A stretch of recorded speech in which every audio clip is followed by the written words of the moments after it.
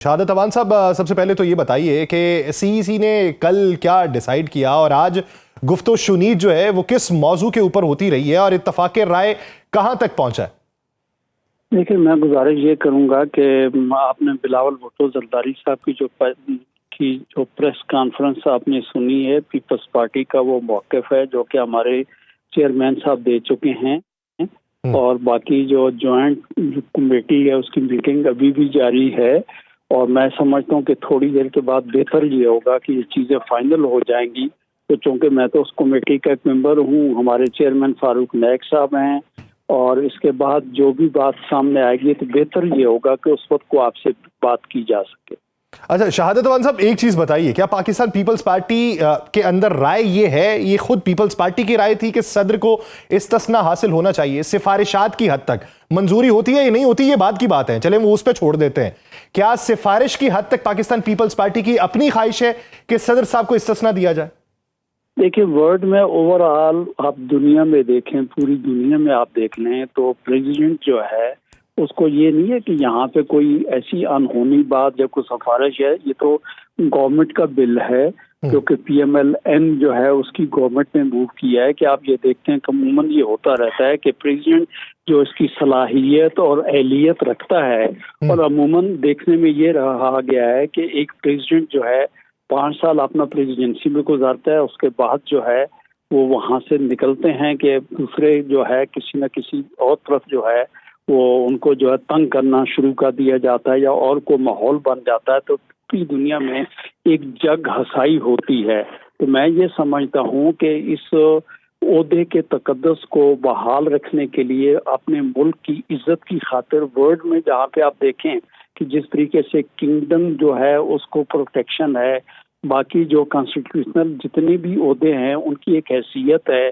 और उसको कदर की निगाह से देखा जाता है। तो मैं ये समझता हूँ मुल्क और कौम अगर इस आईनी ओहदे के तकद्दस को, जिसको पूरा मुल्क ये समझता है कि एक शख्सियत इस मनसब की अहल है, तो उसकी इज्जत को बरकरार रखने के लिए अगर इस किस्म की आईनी कोई अमेंडमेंट हो रही है तो मैं समझता हूँ कि बहुत खुश आइंद बात है।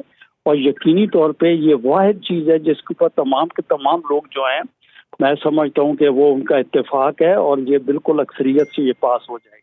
अच्छा शहादत अवान साहब, एक चीज़ और बताइए, बैरिस्टर शाहिद मसूद साहब बैठे हैं, मैं फिर आप क्योंकि आप मीटिंग से निकल के आए हुए हैं तो इसलिए आपसे एक आखिरी सवाल ये कि जब आप अहलियत की बात कर रहे हैं और एक मनसब की बात कर रहे हैं तो फिर वजीर आजम का जो मनसब है इस ज़िमन के अंदर वो भी इस्तिस्ना अगर मांग रहे हैं तो वो भी फिर जायज़ है?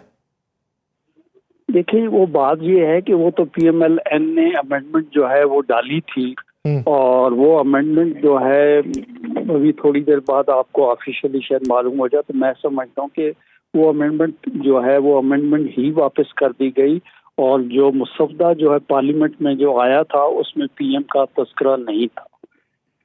सही, तो नहीं, मैं एक ख्वाहिश की बात कर रहा हूं। मैंने कहा कि मंजूरी के बाद का तासुर और मंजरनामा और है, लेकिन जब आप मनसब की बात कर रहे हैं तो मैं उस ज़िमन के अंदर राय लेना चाह रहा हूं कि मनसब तो वजीर आजम का भी उतना मुकद्दम है जितना सदर का मनसब मुकद्दम है। बात ये है कि सुप्रीम कमांडर पाकिस्तान में जो प्रेसिडेंट ऑफ पाकिस्तान है, प्रेसिडेंट ऑफ पाकिस्तान के मुआखदे का जो तरीका है वो 2/3 का है। प्राइम मिनिस्टर जो है उसको हटाने का तरीका सिंपल मेजॉरिटी है। अगर आप कॉन्स्टिट्यूशनल ओहदों की बात करें तो चेयरमैन सेनेट भी मैं समझता हूँ कॉन्स्टिट्यूशनल ओहदा है, स्पीकर जो है वो भी कॉन्स्टिट्यूशनल ओहदा है। लेकिन अगर अदरवाइज आप देखें तो फोर्सेस का भी supreme commander president of Pakistan है और मैं समझता हूँ कि आईनी पाकिस्तान में सबसे बड़ा जो ओहदा है वो प्रेसिडेंट ऑफ पाकिस्तान का है, वो सदर पाकिस्तान जो है वही है और उनको मैं समझता हूँ ये इस्तिस्ना होना चाहिए। और मुल्क और कौम जो है अगर इस चीज़ को रियलाइज कर रही है तो ये बहुत बड़ी खुशाइंद बात है। वो कहते हैं जी ओहदा मुकद्दम है, इस ओहदे के मुकद्दम होने के नाते तो पूरी दुनिया के अंदर चीज़ें राइज हैं तो उसी को हमें भी लेके चलना चाहिए। तो ये जो सबसे पहले ख्वाहिश है पाकिस्तान पीपल्स पार्टी की, इसे शख्सियाती तौर पे लें या मनसब के तौर पे लें जो मुस्तकबिल के अंदर भी असरअंदाज होता रहेगा मुख्तलिफ लोगों के ऊपर?